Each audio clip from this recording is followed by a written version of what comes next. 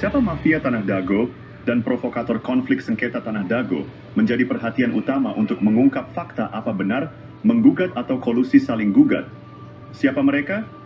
Menurut warga kampung Cirapuhan, mafia Tanah di Dago sudah ada sejak lama, bukan mulai 2016, tapi sejak lama. Untuk mengetahui lebih lanjut, periksa dengan teliti berkas putusan Pengadilan Negeri Bandung. Bukti otentik bisa ditemukan di sana. Periksa juga berkas putusan lainnya, serta dokumen surat tanah atau PBB. Bahkan keterangan saksi atau pelaku yang tak ada dalam sidang perlu diperiksa. Semudah ini penting untuk mengungkap kebenaran. Keterangan saksi-saksi, dan jangan lupa, periksa juga riwayat hidup mereka dan keluarganya. Ini juga sangat penting untuk dipelajari. Warga kampung Cirapuhan sudah mengirim surat resmi ke pemerintah dan DPR pusat, mohon semua pihak menghormati. Kami membuka kesempatan bagi semua pihak untuk berkomentar atau berpendapat. Periksa dengan teliti semuanya untuk mengungkap kebenaran.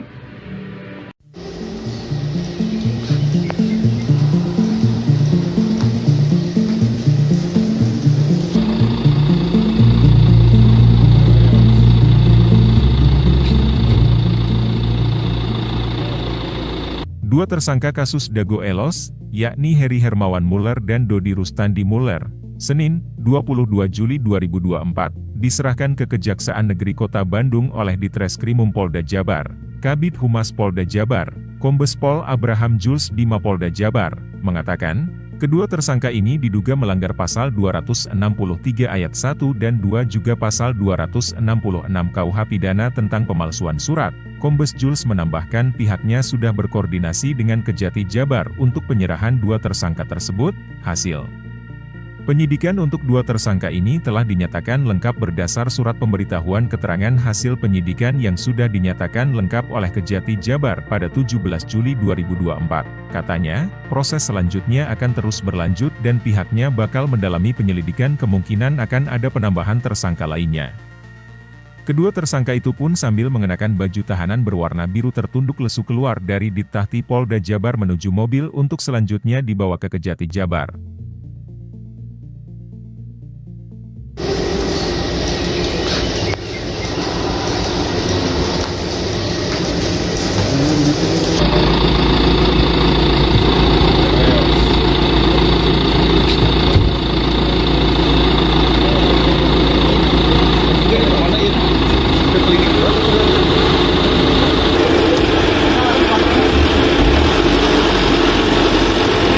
Download Tribun X sekarang, menghadirkan lokal menjadi Indonesia.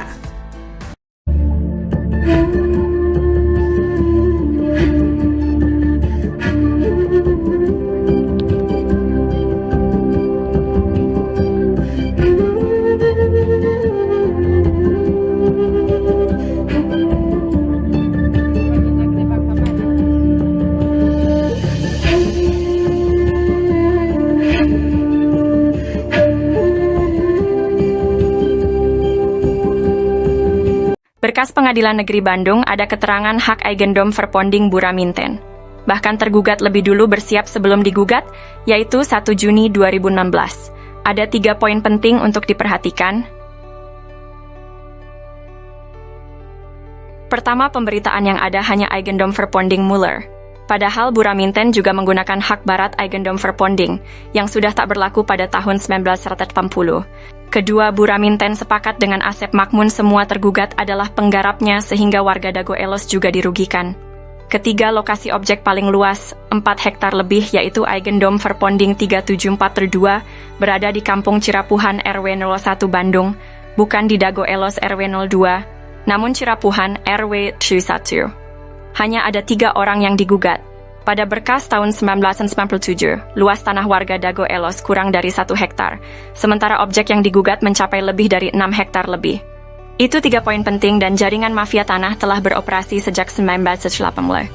Untuk itu pemerintah diharapkan membentuk tim independen, cek film keluarga Muller durasi 4 jam. Bahkan keluarga besar TNI Polri juga menjadi korban dari jaringan Asep Makmun, Didi Koswara dan rekan-rekannya. Warga kampung Cirapuhan dan negara dirugikan 100 miliar hingga 1 triliun, karena ini kolusi saling gugat. Bukan ngegugat, tapi saling gugat.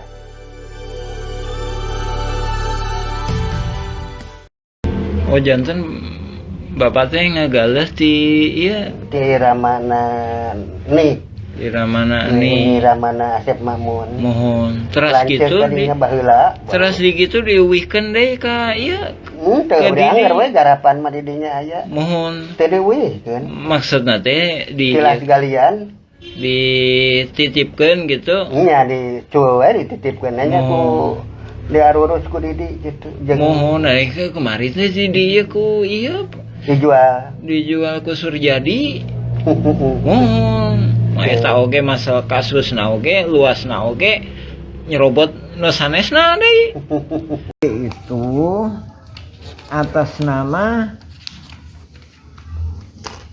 pembelinya itu Iwan Surjadi, penjualnya Ismail Tanjung. Sertifikatnya harusnya atas nama siapa? Ismail kalau penjual. Pembeli kan? Kalau jadi kalau pindah tangan ke pembeli berarti jadi Iwan Surjadi ya harusnya ya. Iya.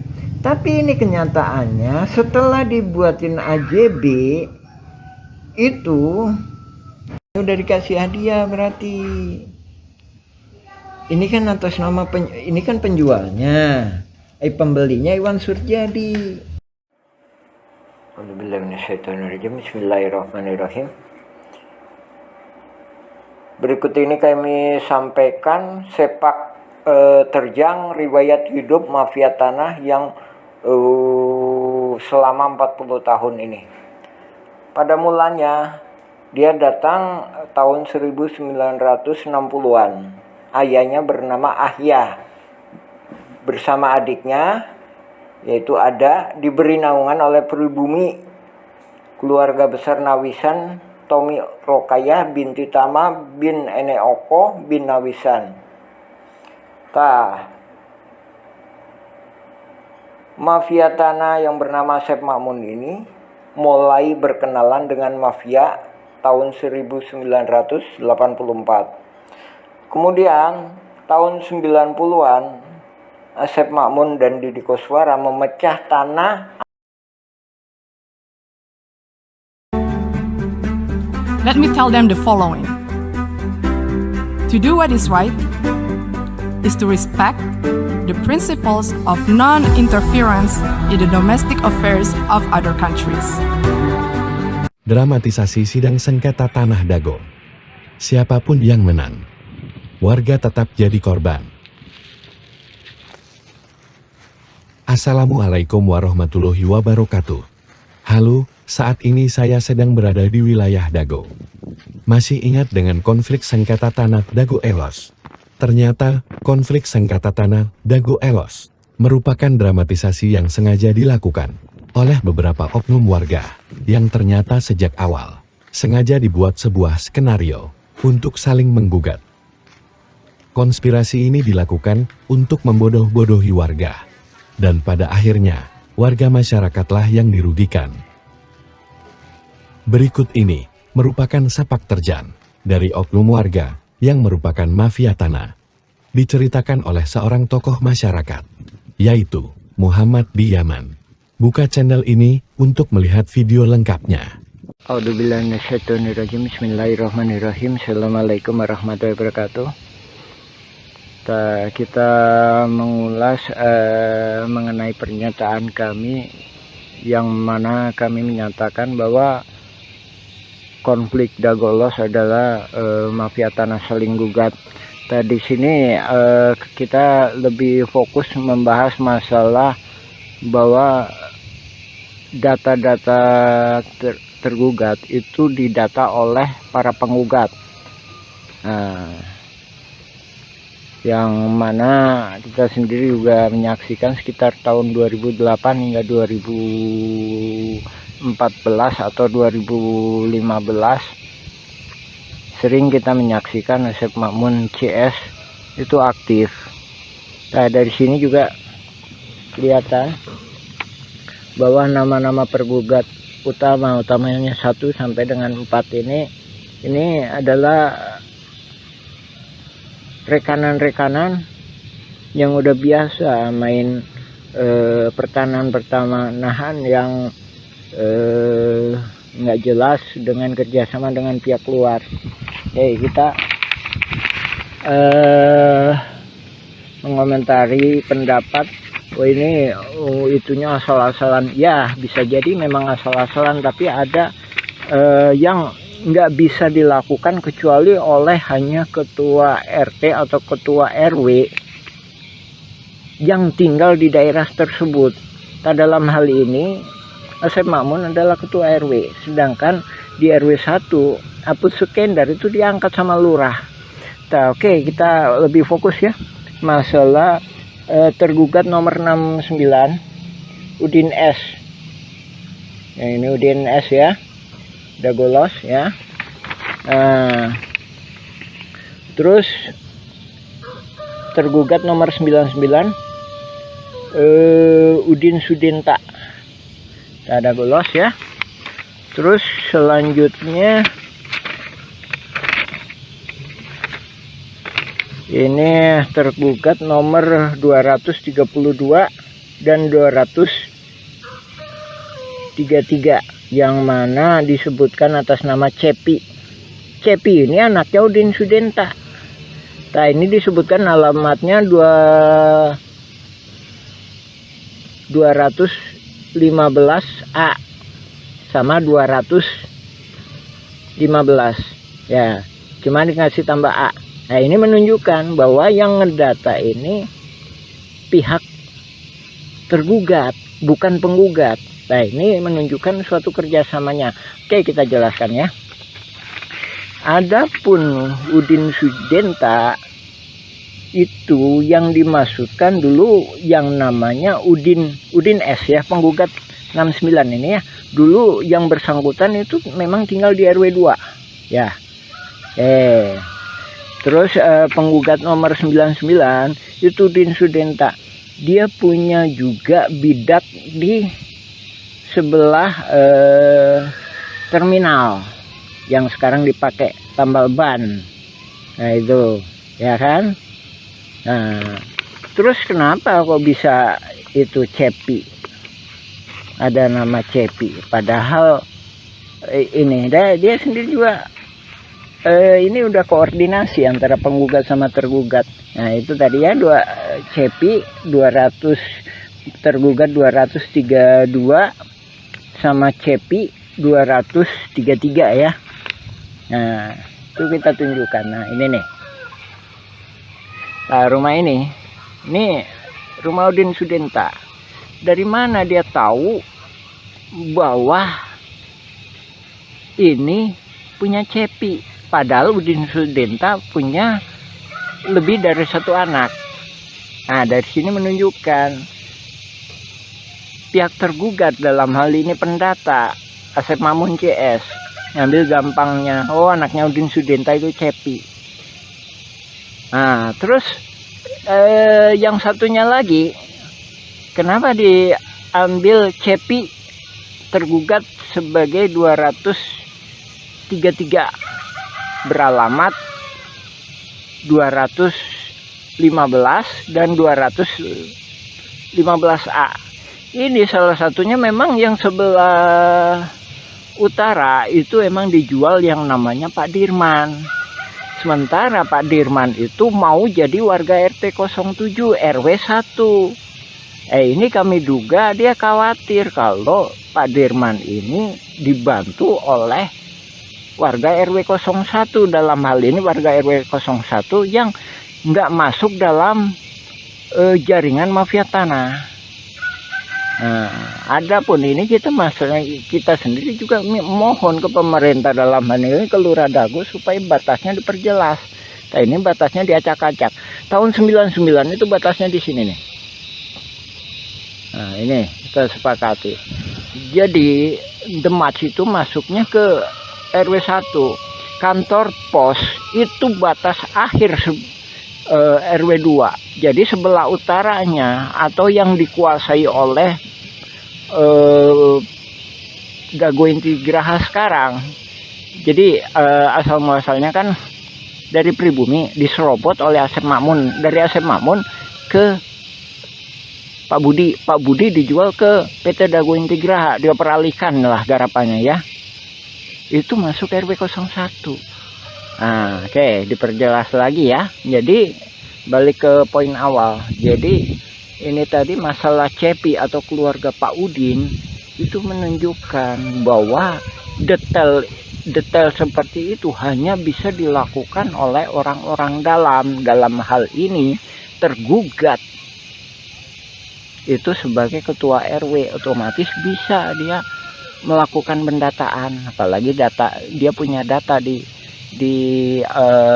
keadministrasian, apalagi juga Apus Sukendar sebagai ketua RW 1 ikut serta terlibat di dalam jaringan mafia tanah ini, yang mana Pak Apus sendiri bukan calon ketua RW tapi diangkat sama Lurah Dago sebagai ketua RW ketika masa pendataan. Oke ya, itu ya. Lagi ya, itu ya salah satu. Ini cuma salah satu uraian kami mengenai itu tadi ya, mengenai dugaan kuat bahwa yang melakukan pendataan adalah pihak tergugat. Tak sehubungan dengan yang itu juga, kami sendiri sebagai pengalaman, kami Muhammad B. Yaman, pengalaman sebagai ketua RT selama 2 periode. Jadi seandainya kami disuruh ngedata para tergugat seperti ini, juga kemungkinan kami nggak sanggup. Masalahnya bukan warga kami. Dalam artian para tergugat mesti sadar didata ini, didata untuk apa? Tak sementara dalam kasus konflik Dago Elos FS ahli waris Muller itu para tergugat itu nggak paham. Nah di sini korelasinya ya Pak ya, Ibu, Bapak, alhamdulillah. Silakan cek informasi dari kami, baca blog kami Nawisan Kurma atau YouTube Nawisan Kurma, silakan mengenai keterangan kami lainnya. Ya demikian, assalamualaikum warahmatullahi wabarakatuh. A'udzubillahi minasyaitonirrajim. Bismillahirrahmanirrahim. Alhamdulillahilladzi khalaqas samawati wal ard. Asyhadu an la ilaha illallah wa asyhadu anna Muhammadan abduhu wa rasuluhu. Allahumma shalli ala Muhammad wa ala Muhammad kama shallaita ala Ibrahim wa ala Ibrahim. Barik ala Muhammad wa ala Muhammad kama barakta ala Ibrahim wa ala Ibrahim fil alamin innaka Hamidum Majid. Alhamdulillahirabbil alamin. Tanggal 7 Mei kemarin perwakilan dari Presiden Republik Indonesia Bapak Jokowi alhamdulillah sangat cerdas sekali melakukan kebijakan solusi menangani mafia saling gugat di konflik Dago Elos FS ahli waris Muller. Nah ini memberi kesempatan kepada warga kampung Cirapuan untuk meneruskan pembuatan film dokumenter. Nah ini kita menindaklanjuti ini ya, pokok bahasan kemarin masalah bahwa pihak tergugatlah yang melakukan pendataan calon-calon tergugat. Dan dari sini juga membuktikan bahwa ini sering berkolusi ya. Kemarin juga ada saya sampaikan bahwa tergugat nomor 69 Udin S, bahwa ini satu keluarga ya. Tergugat nomor 69, habis itu nomor 99 Udin Sudenta ya, ini sama aja ini ya, satu keluarga ini ya. Nah, ini cuma orang pribumi, orang yang maksudnya orang yang di situ yang bisa menjelaskan. Nah ini ya, yang membuktikan bahwa pihak tergugat lah yang melakukan pendataan. 69, 99. Selanjutnya ini, nah ini anaknya Udin S atau Udin Sudenta nomor 232 atas nama Cepi 233. Nah ini yang dijual ke Pak Dirman tapi tetap di atas namakan Cepi. Nah, ya kan? 1 2 3 4, udah 4 ya. 4. Nah, 4.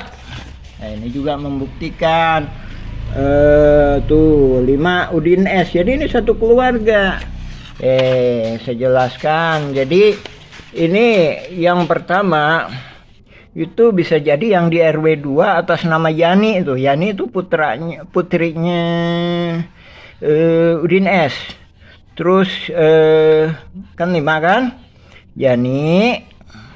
Terus 5, 6 ya? 6 ya? 6. Itu tadi ya, tergugat nomor 69, 1. Ini atas nama Yani, sekarang ditempati oleh Yani. Udin ST udah almarhum ya. Nah, terus ini Udin Sudenta. Nah, ini Udin Sudenta ini punya tempat juga di sebenarnya RT 07 RW 1 ya. Nah, ini jadi ada dua. Oke ya, 2 kan. Terus kemudian atas nama Cepi itu anaknya Udin ya.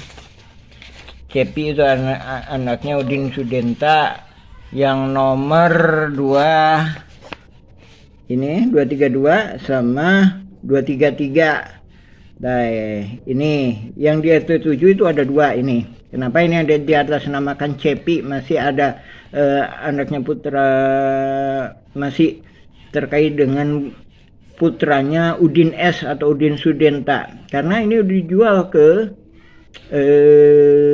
Pak Dirman. Ini sebenarnya lokasinya di RT 07 RW 1 ya, RW 1. Nah, alhamdulillah ini saya menyambut baik. Jadi Bapak Presiden Pak Jokowi melalui stafnya sangat cerdas dengan tidak mau melibatkan warga Kampung Cirapuan. Masalahnya yang membuat masalah kan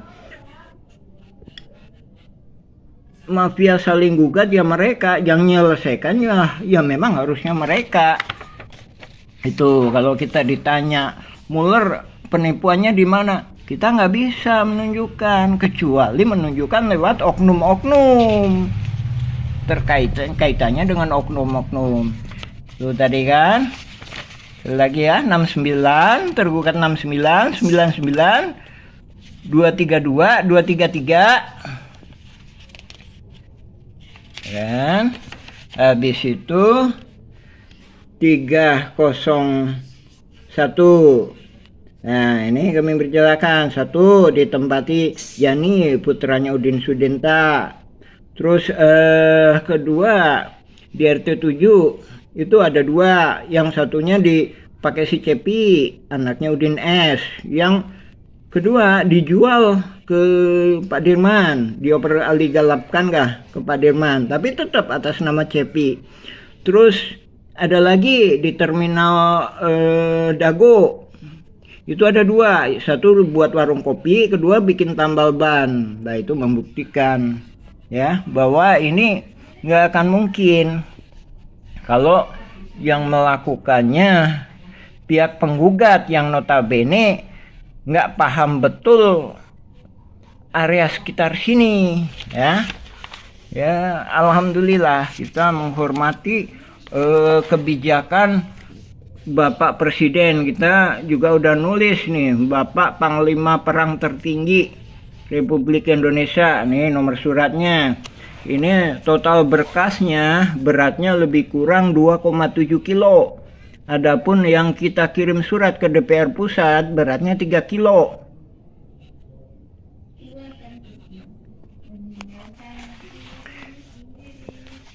Dan mudah-mudahan semuanya berjalan lancar lah ini. Lanjutan dari pokok bahasan kemarin ya, masalah pendataan calon tergugat dilakukan oleh tergugat, bukan oleh penggugat ya. Jadi dari sini korelasinya bahwa menunjukkan bahwanya ini adanya saling berkolusi antara pihak tergugat maupun penggugat. Nah, kita tunggu kelanjutannya, mudah-mudahan mendapatkan suatu jalan keluar yang terbaik utamanya buat warga-warga yang memang benar-benar memiliki hak di area pertanahan yang disebut ex-egendom, yang riwayat sebelumnya pernah diduduki oleh pribumi yang bernama Nawisan. Ya, mungkin untuk bagian ini masalah tergugat, pendataan tergugat, kami cukupkan. Insya Allah kita sambung lagi. Nah, ini data nama-nama para penggugat yang kemudian dijadikan tersangka oleh Polda Jabar. Ini kan.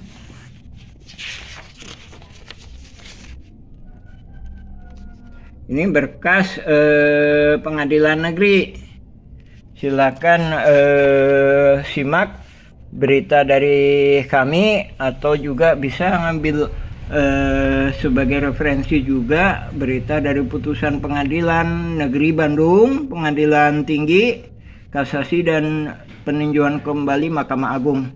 Alhamdulillahirrabbilalamin. Assalamualaikum warahmatullahi wabarakatuh. Bismillahirrahmanirrahim. Assalamualaikum warahmatullahi wabarakatuh.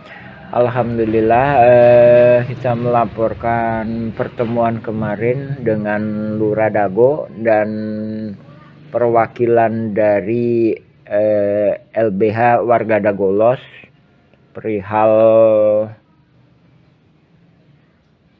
laporan penipuan Muller. Terkait hal itu, kami secara tegas menyatakan untuk dukungan laporan penipuan Muller kami nggak bersedia. Tapi jadi harus dipertegas lagi. Yang perlu dipertegas adalah dukungan untuk pemberantasan mafia tanah.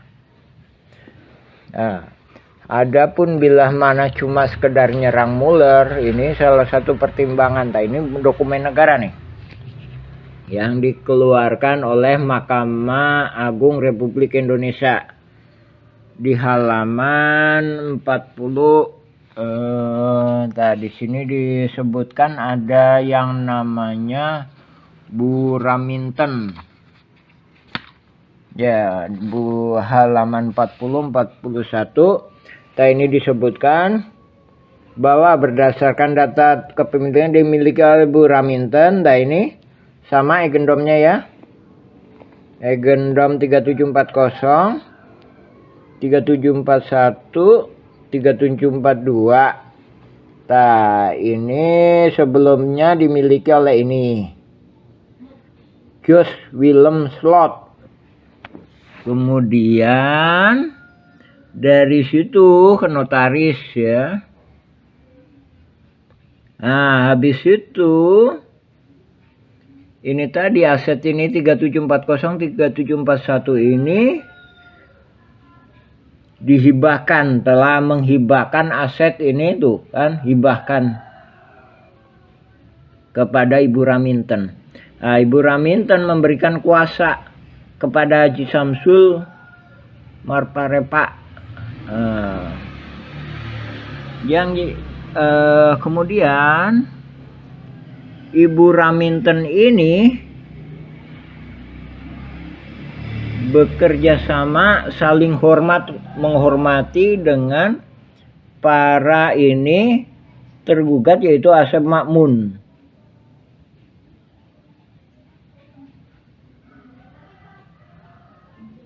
Tuh, saling menghormati hak dan kewajiban masing-masing pihak.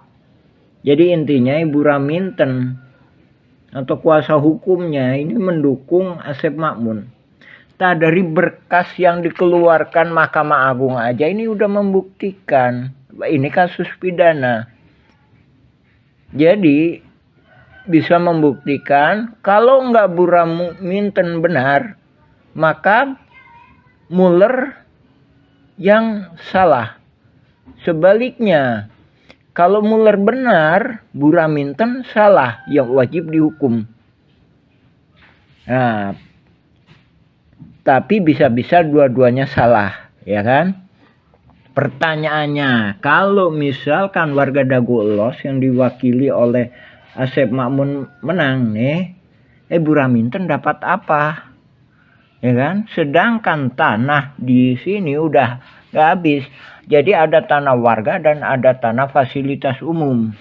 Pertanyaannya, Buraminten dapat apa? Gitu kan? Makanya kita ngedukung. Kalau cuma sekedar hanya menuding Muller sebagai mafia tanah atau melakukan penipuan. Karena begitu Muller lepas, Buraminten dan pihak lainnya lagi, misalkan ini Deddy Muhammad Saad, ini siapa ini? Ini Iwan Surjadi yang telah memberikan hadiah kepada ini. Nih. Sedangkan Deddy Muhammad Saad menurut petugas PBB, dia yang mengambil alih PBB seluas 15.000, otomatis kan dapat bagian. Dari situ warga kembali lagi dicaplok lagi. Jadi kalau nggak diterkam sama Muller, akan diterkam sama Buraminten CS, Iwan Surjadi CS, Deddy Muhammad Saad CS,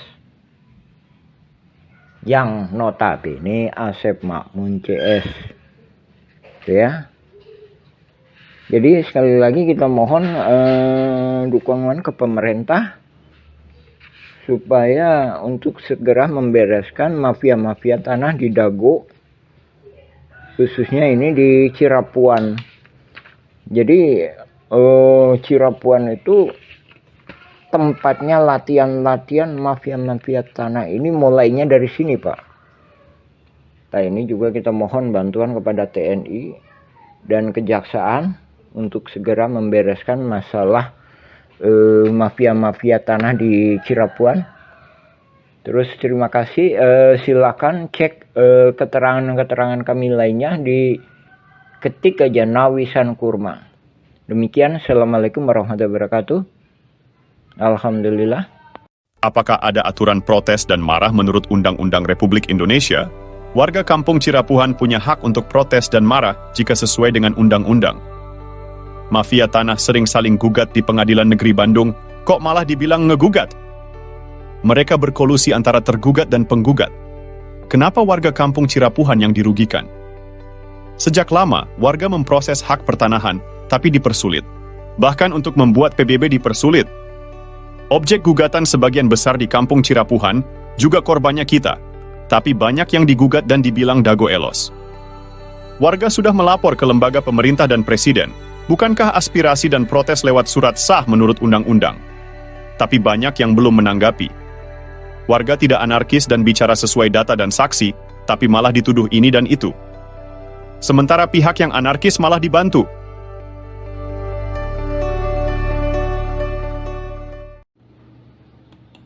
Pihak Muller dan Raminten Dago Elos bersengketa, tapi kenapa warga kampung Cirapuhan jadi taruhan? Oknum-oknum telah disuap, sementara itu media pun telah dibelinya. Baik penggugat menang atau kalah, warga kampung Cirapuhan dan negara tetap dirugikan. Keadilan macam apa ini? Objek tanahnya dijadikan taruhan, sementara subjek yang menguasai lahan tak punya hak melakukan pembelaan. Bukankah Buraminten sepihak dengan para tergugat telah bersiap lebih dulu? Sandiwara konflik Dago Elos ini harus diungkapkan. Protes dan marah adalah kewajaran bagi warga kampung Cirapuhan dan negara. Kenapa mereka tidak bereaksi? Warga kampung Cirapuhan dan negara tidak protes dan marah adalah aneh. Itu artinya ada oknum aparatur negara, oknum tokoh agama, dan tokoh masyarakat telah menjadi kaki tangan mafia tanah. Periksa berkas putusan pengadilan dengan baik. Putusan pengadilan adalah bukti otentik. Semua ini tidak masuk akal dan tidak bisa diterima nurani. Ulama Cirapuhan harusnya marah dan bereaksi. Periksa Diki Suleaman, Asep Makmun, dan Didi Koswara. dan tentunya Mueller, Raminten dan oligarki juga pendukungnya, ini adalah pengkhianatan. Hukum bukan ilmu pasti. Kasus pembunuhan Vina Cirebon. Kasus pembunuhan Vina Cirebon dan menimbulkan pertanyaan besar. Saksi dan ahli hukum saat ini membuktikan bahwa pengadilan bisa jadi salah. Allah memberikan kita nurani dan akal yang sesuai dengan logika. Pembunuhan Vina, konflik Dago Elos dan pembunuhan Uci 31 Mei 2023 dengan uang damai 10 juta juga menjadi sorotan. Koordinator Pertanahan Kampung Cirapuhan telah menulis surat ke berbagai pihak. Presiden, Gubernur, Menteri, DRP dan lembaga lainnya. Apakah keputusan pengadilan dan bukti otentik yang ternyata bisa dimanipulasi sesuai dengan nurani dan logika? Pemerintah harus membentuk tim independen yang kredibel dan penuh integritas untuk meneliti kasus-kasus ini. Pemberitaan dan keputusan pengadilan tidak selalu mencerminkan kebenaran. Kita memiliki logika dan nurani yang menjadi tanggung jawab kita semua untuk berjuang melakukan reformasi, untuk menegakkan keadilan meletakkan sesuatu pada tempatnya yang tepat. Untuk itu, mari bersama-sama memastikan bahwa keadilan dan kebijaksanaan benar-benar tercapai. Anda tidak hanya menjadi penonton, tetapi juga menjadi bagian dari solusi untuk perubahan. Penyelesaian konflik sosial, cek versi Kampung Cirapuhan, atau versi Nawisan Kurma.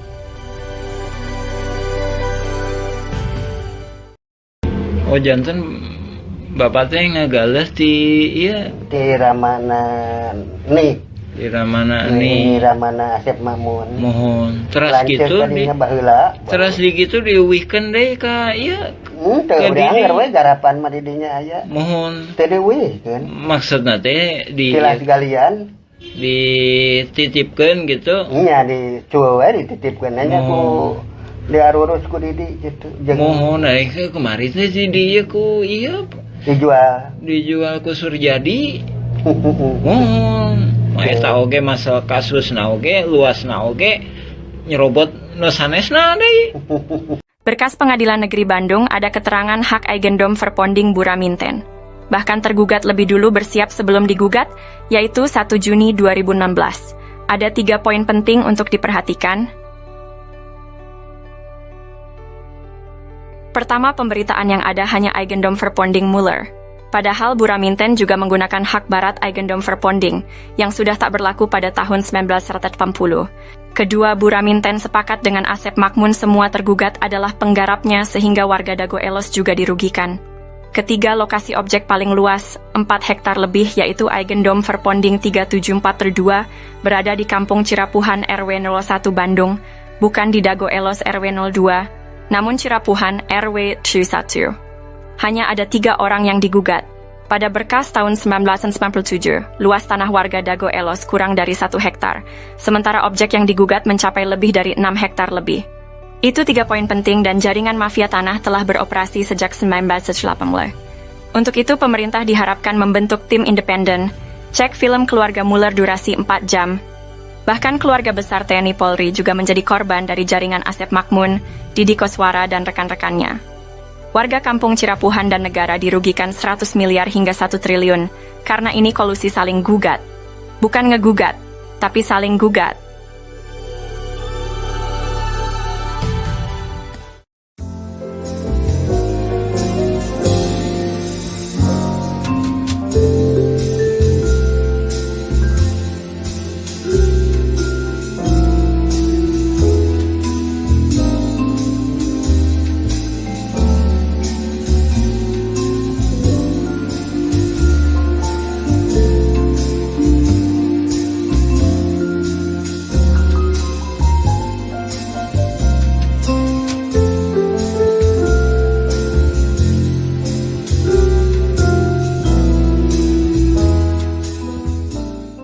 Sengketa lahan di Tanah Dago merupakan modus mafia tanah yang saling gugat di pengadilan jaringan Asep Makmun dan Didi Koswara beserta kaki tangannya. Pihak ini saling berkolusi dengan menggunakan hak barat, pihak tergugat dengan Eigendom Verponding Buraminten, dan pihak penggugat dengan Eigendom Verponding Mueller bersaudara. Modus ini melibatkan jaringan Asep Makmun Cies sejak tahun 1980-an. Untuk mencegah penipuan oleh mafia Tanah Dago, maka perlu diperiksa juga oknum warga dan oknum aparatur negara dalam menangani sengketa lahan ini secara adil dan transparan. Pemerintah perlu membentuk tim independen karena praktik mafia tanah ini sejak sekitar 1980-an, diharapkan keputusan yang diambil tidak akan merugikan warga kampung Cirapuhan dan negara. Apabila tergugat menang, mafia Tanah Dago memperoleh tanah sekitar 1 hektar. Namun jika penggugat menang, mereka dapat memperoleh 6 hektar. Banyak informasi beredar hanya bersumber dari jaringan Asep Makmun, sekalipun Muller jadi tersangka. Jaringan Muller bersaudara itu juga jaringan Asep Makmun. Dampak dari sengketa ini sangat besar, dengan kerugian yang mencapai 100 miliar hingga 1 triliun bagi warga kampung Cirapuhan dan negara. Cek info blog atau video tentang konflik Dago Elos versi kampung Cirapuhan atau versi Nawisan Kurma.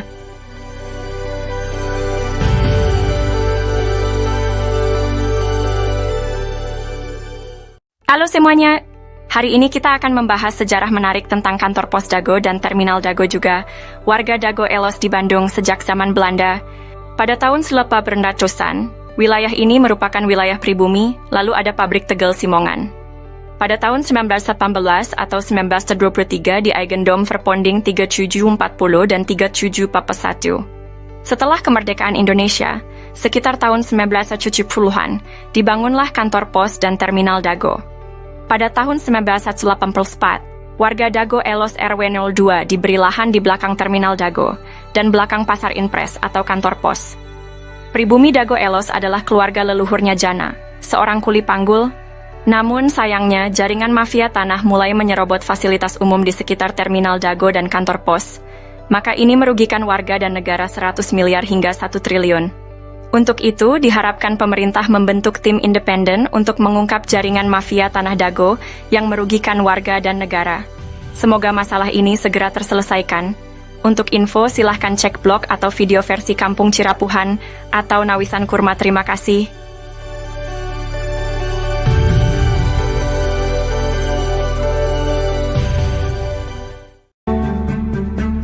Let me tell them the following. To do what is right is to respect the principles of non-interference in the domestic affairs of other countries. Dramatisasi sidang sengketa Tanah Dago. Siapapun yang menang, warga tetap jadi korban. Assalamualaikum warahmatullahi wabarakatuh. Halo, saat ini saya sedang berada di wilayah Dago. Masih ingat dengan konflik sengketa tanah Dago Elos? Ternyata, konflik sengketa tanah Dago Elos merupakan dramatisasi yang sengaja dilakukan oleh beberapa oknum warga yang ternyata sejak awal sengaja dibuat sebuah skenario untuk saling menggugat. Konspirasi ini dilakukan untuk membodoh-bodohi warga, dan pada akhirnya warga masyarakatlah yang dirugikan. Berikut ini merupakan sepak terjang dari oknum warga yang merupakan mafia tanah. Diceritakan oleh seorang tokoh masyarakat, yaitu Muhammad di Yaman. Buka channel ini untuk melihat video lengkapnya. Bismillahirrahmanirrahim. Assalamualaikum warahmatullahi wabarakatuh. Kita mengulas mengenai pernyataan kami yang mana kami menyatakan bahwa konflik Dago Elos adalah mafia tanah saling gugat. Di sini kita lebih fokus membahas masalah bahwa data-data tergugat itu didata oleh para penggugat. Yang mana kita sendiri juga menyaksikan sekitar tahun 2008 hingga 2014 atau 2015 sering kita menyaksikan Asep Makmun CS itu aktif. Nah, dari sini juga kelihatan bahwa nama-nama pergugat utamanya 1 sampai dengan 4 ini adalah rekanan-rekanan yang udah biasa main pertanahan yang nggak jelas dengan kerjasama dengan pihak luar. Kita mengomentari pendapat ini itunya asal-asalan. Ya, bisa jadi memang asal-asalan, tapi ada yang nggak bisa dilakukan kecuali oleh hanya ketua RT atau ketua RW yang tinggal di daerah tersebut.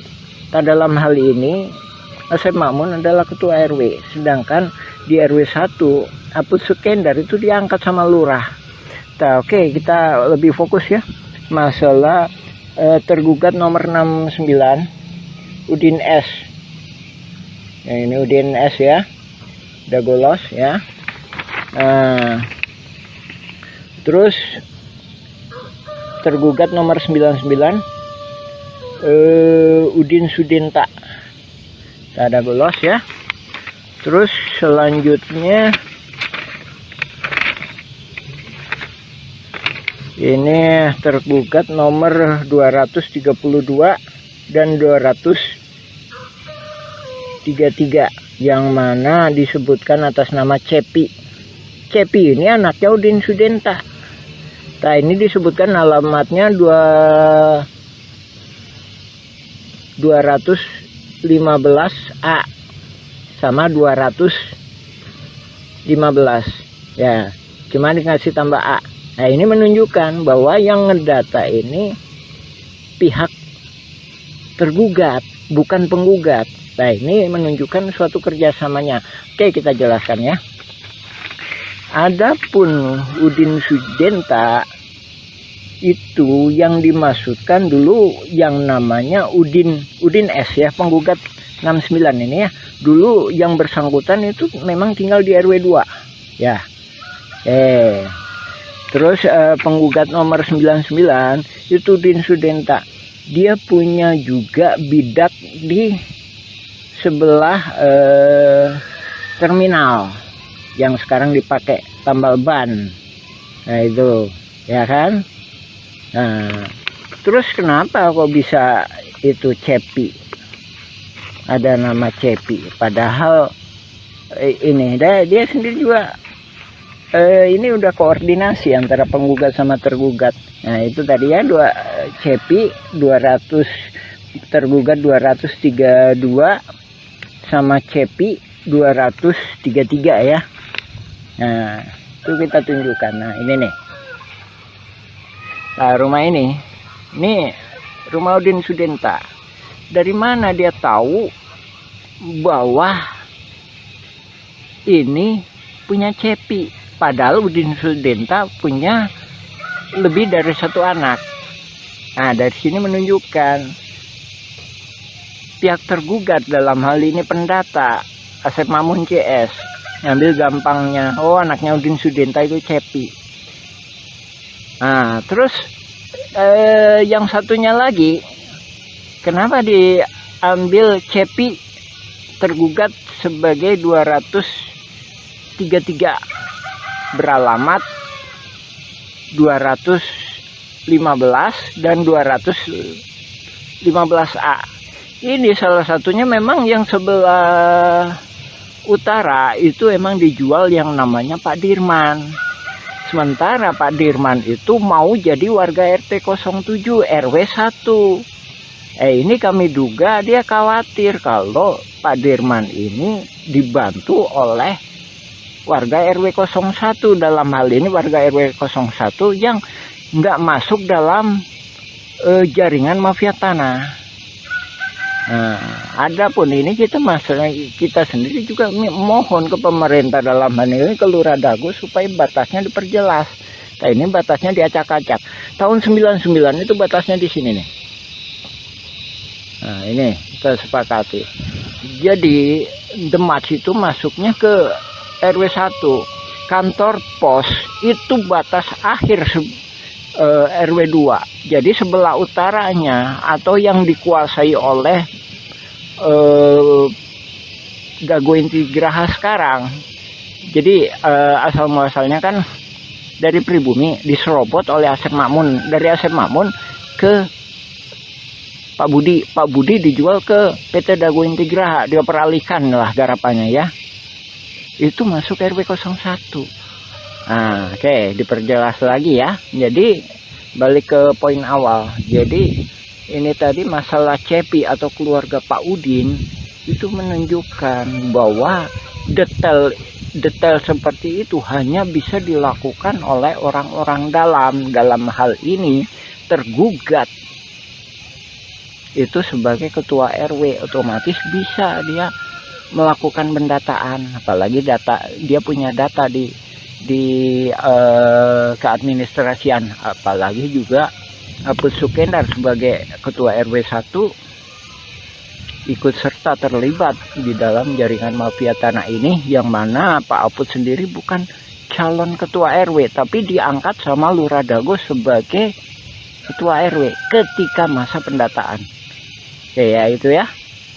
Lagi ya, itu ya salah satu, ini cuma salah satu uraian kami mengenai itu tadi ya, mengenai dugaan kuat bahwa yang melakukan pendataan adalah pihak tergugat. Tak sehubungan dengan yang itu juga, kami sendiri sebagai pengalaman, kami Muhammad B. Yaman, pengalaman sebagai ketua RT selama 2 periode. Jadi seandainya kami disuruh ngedata para tergugat seperti ini, juga kemungkinan kami nggak sanggup. Masalahnya bukan warga kami. Dalam artian para tergugat mesti sadar didata ini, didata untuk apa. Tak sementara dalam kasus konflik Dago Elos FS ahli waris Muller, itu para tergugat itu nggak paham. Nah di sini korelasinya ya Pak ya, Ibu, Bapak, alhamdulillah.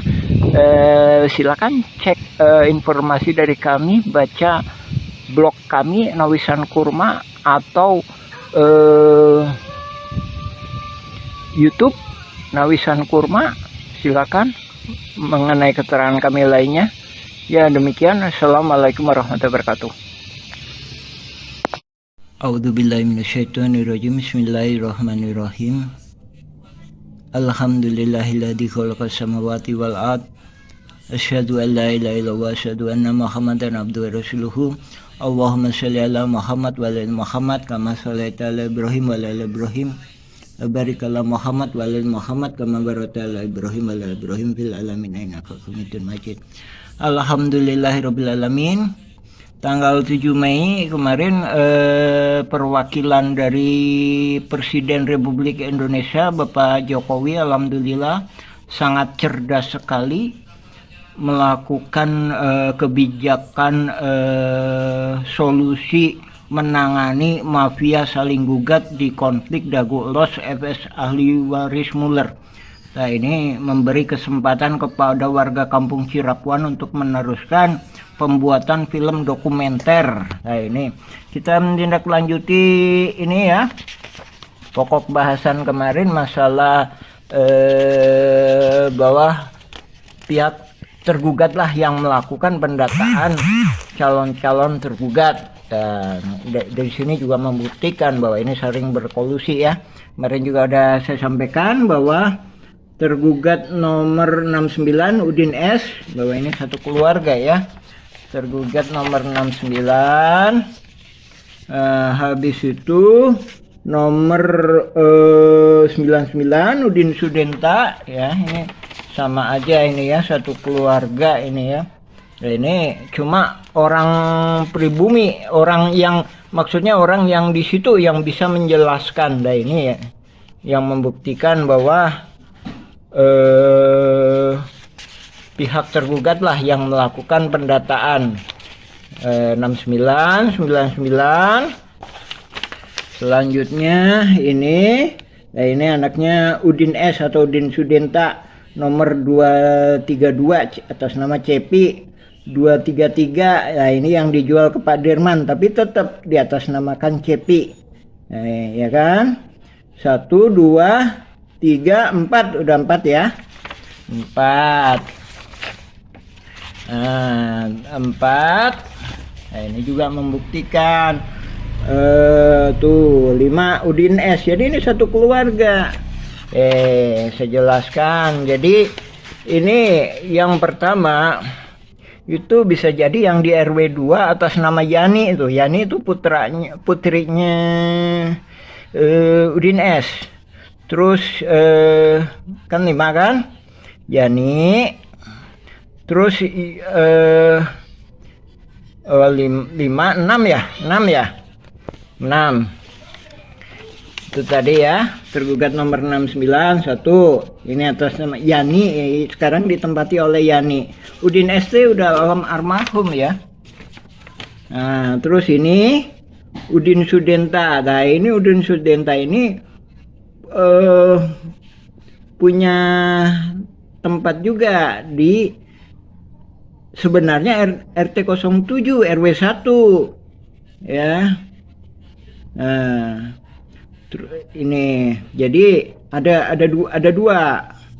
Oke ya, 2 kan. Terus kemudian atas nama Cepi itu anaknya Udin ya. Cepi itu anaknya Udin Sudenta yang nomor 2 ini 232 sama 233. Nah, ini yang di RT 7 itu ada 2 ini. Kenapa ini ada di atas namakan Cepi? Masih ada anaknya putra, masih terkait dengan putranya Udin S atau Udin Sudenta. Karena ini dijual ke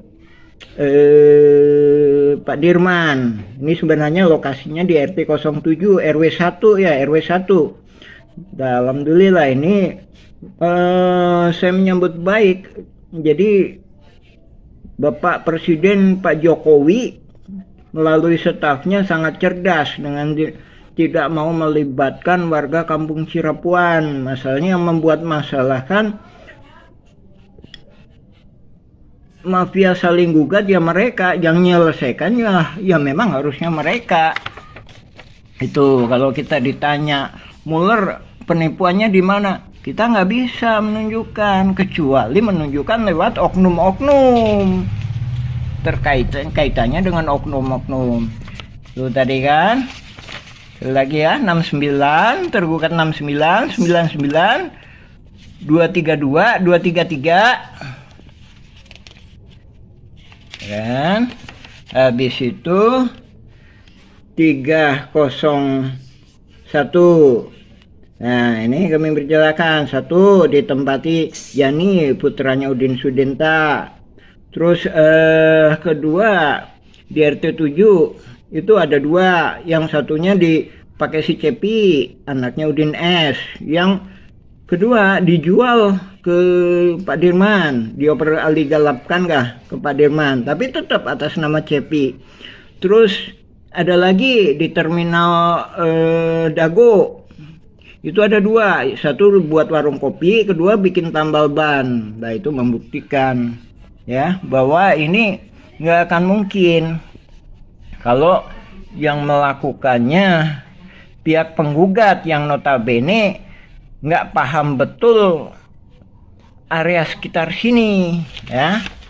Ya, alhamdulillah kita menghormati kebijakan Bapak Presiden. Kita juga udah nulis nih, Bapak Panglima Perang Tertinggi Republik Indonesia, nih nomor suratnya. Ini total berkasnya beratnya lebih kurang 2,7 kilo. Adapun yang kita kirim surat ke DPR Pusat beratnya 3 kilo.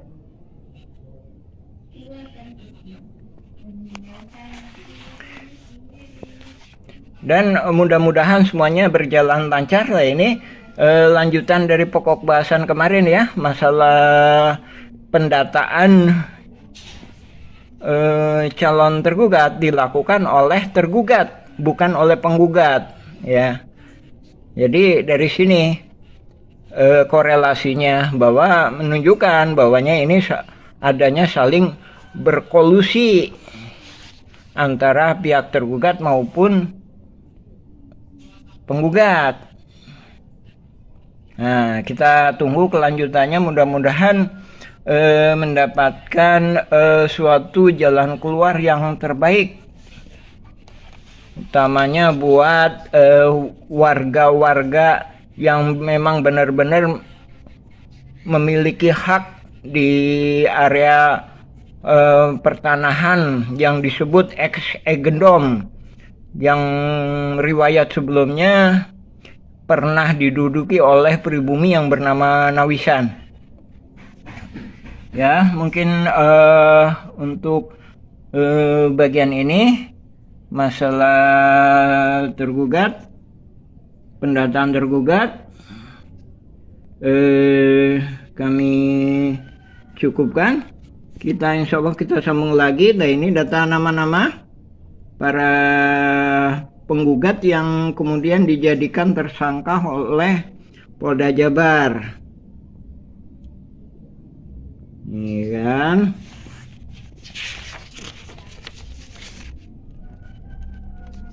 Ini berkas pengadilan negeri. Silakan simak berita dari kami, atau juga bisa ngambil sebagai referensi juga berita dari putusan Pengadilan Negeri Bandung, Pengadilan Tinggi, Kasasi, dan peninjauan kembali Mahkamah Agung. Alhamdulillahirrabbilalamin. Assalamualaikum warahmatullahi wabarakatuh. A'udzubillahi minasyaitonirrajim. Bismillahirrahmanirrahim. Nama saya Muhammad B. Yaman, Koordinator Pertanahan Nawisan Kurma, Kampung Cirapuan, RT 7 RW 1, Kelurahan Dago, Kecamatan Coblong, Kota Bandung. Dalam kesempatan hari ini kita menjelaskan perihal surat BPN. Nah, ini kita perdalam lagi ya. Surat BPN tahun ini, tahun 1983. Nah, ini surat ini ditujukan kepada Gubernur Jawa Barat. Nah, ini memorialnya. Nah, ini yang kemudian memorialnya kepada Lurah Dago ya. Ini yang kemudian dimanfaatkan oleh oknum mafia tanah untuk saling gugat. Nah, makanya itu saya sampaikan mafia tanah ini bergerak mulai sekitar 1980-an. Nah, adapun surat ini latar belakangnya kita dikasih oleh Pak Agus. Nah, ini sebagai ketua RT dulunya di RW 02. Ya, Pak Agus ini. Nah, adapun ada penggarap-penggarap sejak 1965 kita nggak tahu. Adapun yang kita ketahui itu sejak 1980-an. Nah, dari sini surat itu bisa jadi ibaratkan senjata. Jadi kalau dipegang orang yang baik bisa jadi baik itu senjata. Tapi kalau dipegang oleh para mafia tanah bisa juga disalahgunakan. Nah, dalam surat ini isinya perponding. Ada 4 ini nomornya. Terus juga dijelaskan di surat ini bahwa verbonding ini juga udah pada diproses. Ya. Terus di sini juga dijelaskan ada total verbondingnya berapa. Ini kan ada 4 ya, ini nomornya. Terus di sini juga dijelaskan Nini Karim. Nah, ini Nini Karim, Yayasan EMA memohon dan disetujui oleh Pemkot Bandung. Ketika itu mah Bandung aja ya, bukan Pemkot, masih belum terpisahkan mungkin ya antara ini. Terus juga Pak Marhadi ini juga melakukan pemohonan di ini seluas 11.000 tapi ditolak. Nah, ini ya ditolak tanggal 5 Agustus 1980-an ditolak. Nah, dengan mengandalkan surat ini mafia tanah itu berencana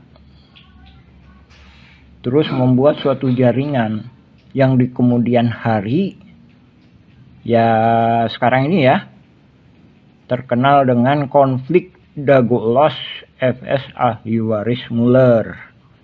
Nah, ini ya suratnya ya. Ini nomornya ya.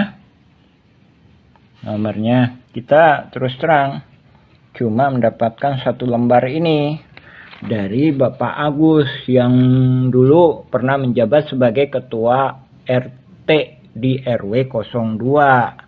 Nah, ini ketika itu dia juga mengajukan hak agendom tahun segini. Nah, ya kan? Nah, dari sini kita perdalam satu persatu surat menyurat. Kita mengungkap kronologis sejarah riwayat mafia tanah ini. Mafia tanah ini saling gugat, yang kemudian hari muncullah nama ahli waris Muller. Nah, ini dari Simongan, dia membuat berita acara seolah-olah itu perlu dibuktikan. Dari Simongan tahun 1930-an dijual ke leluhurnya yang sekarang nuntut itu, ya kan? Terus ini belum ada di pemberitaan ya. Ini perlu juga diselidiki, kenapa kok nggak diberitakan. Bahkan BPN sendiri juga kita bertanya-tanya. Ini ada lagi Buraminten.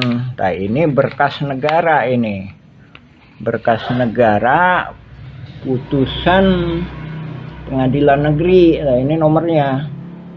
Nah, ini di halaman ini ya, mulai dari 80, sebelumnya 80, ini 81. Ini dijelaskan 82 ya kan, 83 ini dijelaskan di sini bahwa Buraminten itu juga punya hak agendom verponding, mengaku tuh ini kan tahun 1 Juni 2016. Ini sebelum Muller gugat dia udah mempersiapkan. Nah, ini perlu dipertanyakan. Buraminten sebagai pihak yang sepihak dengan tergugat udah mempersiapkan diri tanggal ini. Nah, ini perlu diperiksa ini. Nah, ini sedangkan kalau pernyataan kami duga kuat ini memanfaatkan ini. Nah, jadi memanfaatkan setelah agendom itu tidak dinyatakan tidak berlaku, kecuali ya memang masuk ke pengadilan. Tapi kenyataannya kan Buraminten sebagai pihak yang sepemahaman dengan Asep Makmun CS itu udah mempersiapkan lebih dulu. Nah, inilah skenario mafia tanah. Nah, ini lebih-lebih lagi ini. Dia menyatakan semua tergugat itu adalah penggarapnya. Nah, sementara itu penggugat itu agendomnya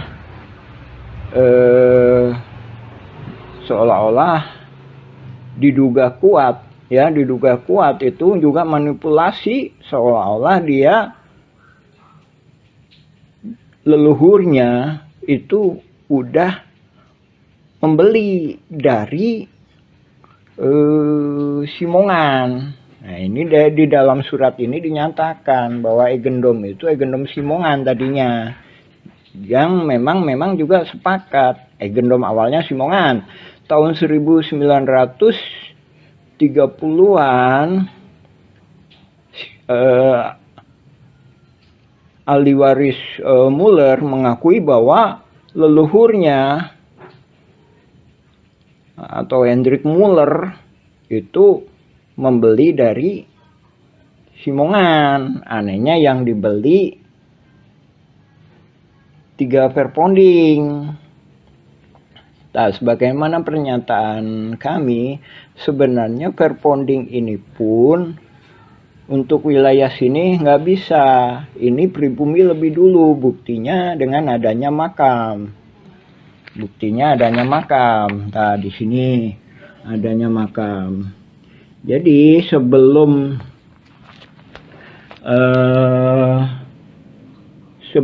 ini pun, sebelum Simongan datang pun tahun 1900-an, itu pribumi di sini, di daerah PMI sini. Di sini PMI ini.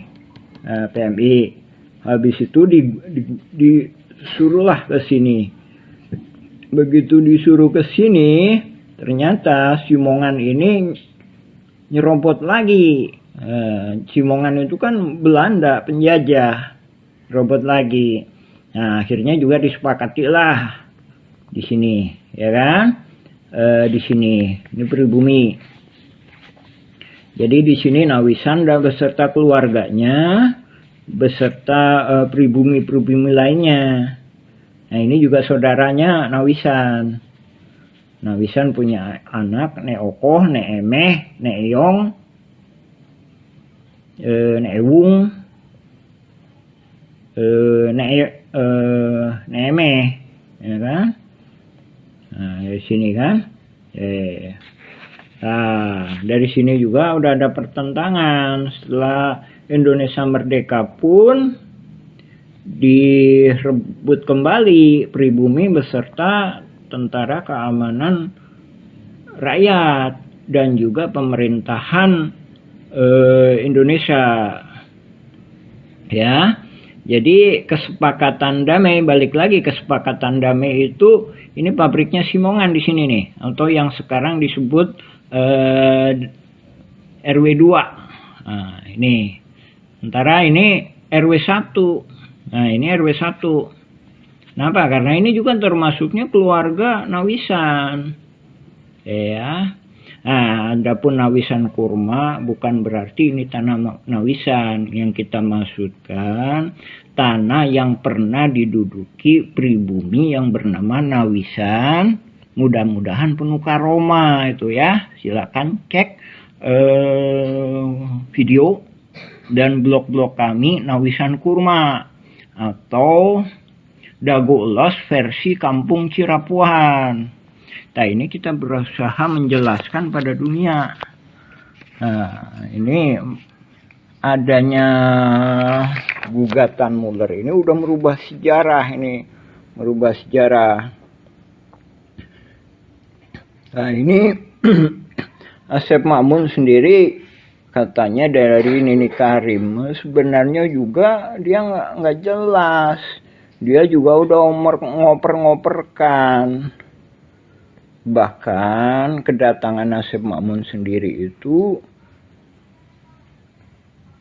diajak sama bapaknya tahun 1960-an. Diajak kerja. Jadi bapaknya sendiri bernama Ahya itu numpang. Didi Koswara itu nikah dengan Eni. Eni itu anaknya Ahya, bapaknya Asep Makmun. Jadi juga numpang gitu. Jadi kesepakatannya bukan pemilik tapi numpang gitu. Adapun menggunakan Hegendom ini, jadi Hegendom ini warga pribumi Cirapuan sendiri menyepakatinya bahwa ini memang bagus untuk sebagai petunjuk petunjuk lokasi. Adapun untuk hak itu nggak bisa, ya. Dari sini pun pindah ke sini itu kita warga Cirapuan itu disebut panyingkiran. Nah, ini sejarah Cirapuan itu sebenarnya asal kata dari Cipanyepuhan. Jadi wilayah ini, wilayah Dago yang sebelah sini itu disebut orang-orang yang ahli besi. Panyepuhan itu teh pembuatan besi logam, belincong, arit, pacul. Nah, ini dipekerjakan atau dipaksa. Tapi ini juga menurut pribumi akad-akadnya itu pribumi ini, leluhurnya ini baca, disuruh Belanda atau dipaksa ya membuat rel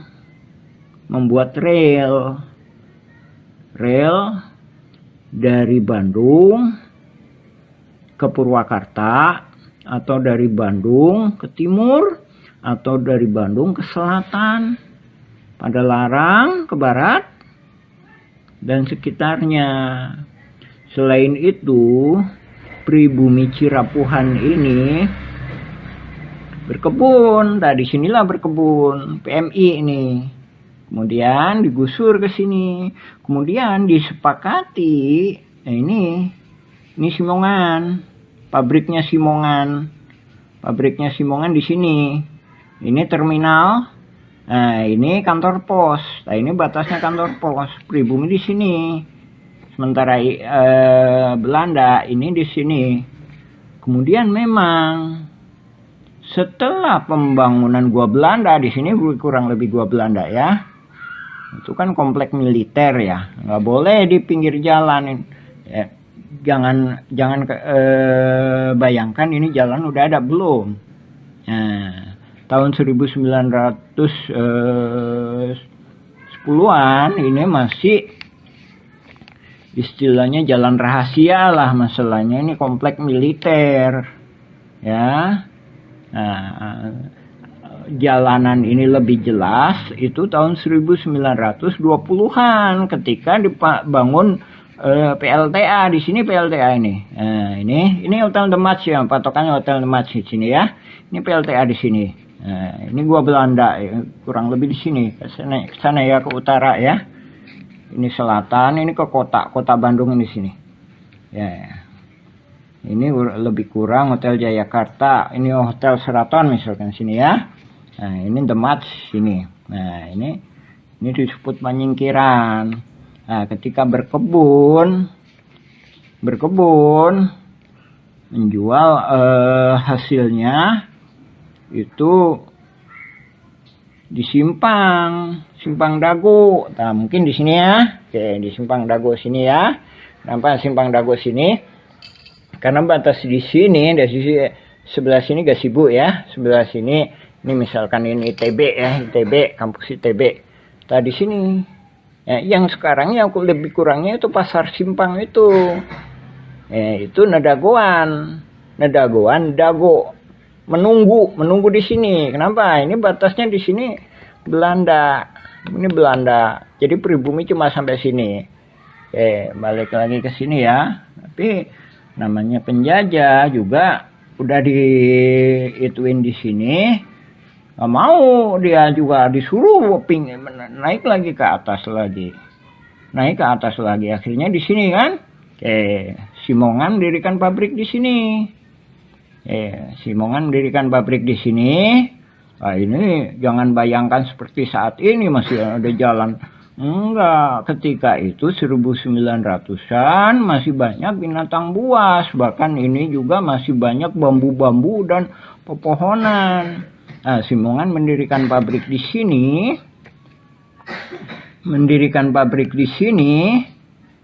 Nah, pribumi mana di sini.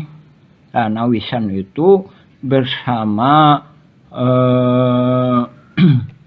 saudaranya dan atau temannya. Kemudian di sini, nah ini leluhurnya Bu Iyos itu, Bu Iyos misalkan. Nah, ini Intar Juanta itu di sini, Cirapuan Timur ini. Nah, ingat ya, Cipanyepuhan. Jadi Cipanyepuhan itu boleh dikata tempat pembuatan besi tempat. Bisa jadi orangnya ini. Jadi orang-orang inilah Bandung Utara ini disebut wilayah Cipanyepuhan. Bahkan juga dianggapnya petani juga bisa. Jadi ibaratkan kayak gini. Bapak misalkan bapak atau ibu misalkan butuh perbaikan rumah misalkan. Biasanya orang situ. Nah, seperti itu tuh. Nah, seperti itu. Jadi seolah-olah orang Cipanyepuhan ini dianggapnya ya tenaga lah. Tenaga yang berkaitan dengan konstruksi, berkaitan dengan perkebunan. Nah, seolah-olah itu tadi ibu bapak misalkan itu tadi butuh bantuannya padahal perbaikan rumah ya, oh minta tolong ke orang Cipanyepuhan, Cirapuhan, nah gitu. Nah jadi riwayat Cirapuhan sendiri itu lebih tua. Nah ini membuktikan adanya gugatan Muller sama Dagoelos itu bisa merubah sejarah. Nah ini perlu kita sampaikan, ini harus kita bongkar ya, lagi ya kita fokuskan menjelaskan ini ya. Inilah yang dijadikan alat, yang kemudian dijadikan alat untuk manipulasi. Jadi pihak tergugat itu sama pegang Eigendom Verponding juga, pihak penggugat sama pegang Eigendom Verponding alas haknya. Dari sini warga terperangkap.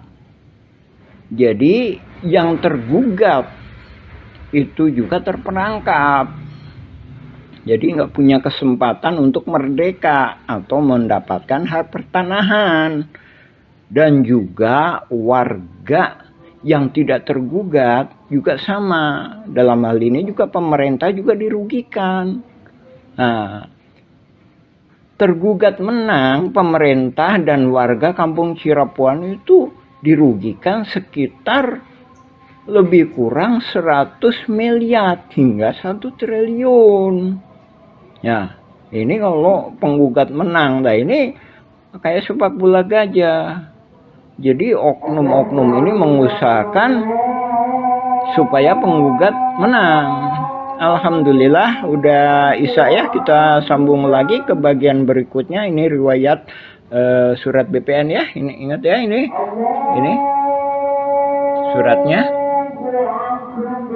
Alhamdulillah. Assalamualaikum warahmatullahi wabarakatuh. Ini bagian pertama, kita sambung lagi insya Allah ke bagian selanjutnya. Alhamdulillah. Assalamualaikum warahmatullahi wabarakatuh.